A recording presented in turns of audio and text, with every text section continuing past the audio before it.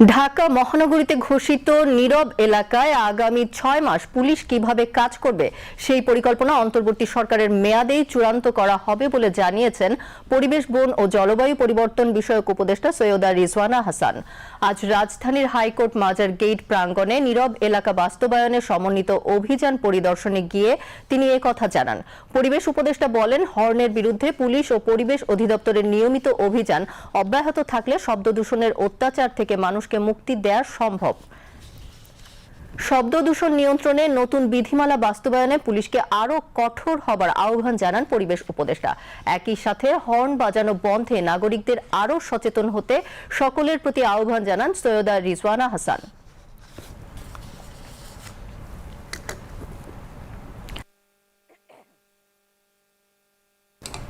আমরা কাজটা শুরু করতে চাই হচ্ছে হর্নের দূষণ নিয়ন্ত্রণের মাধ্যমে।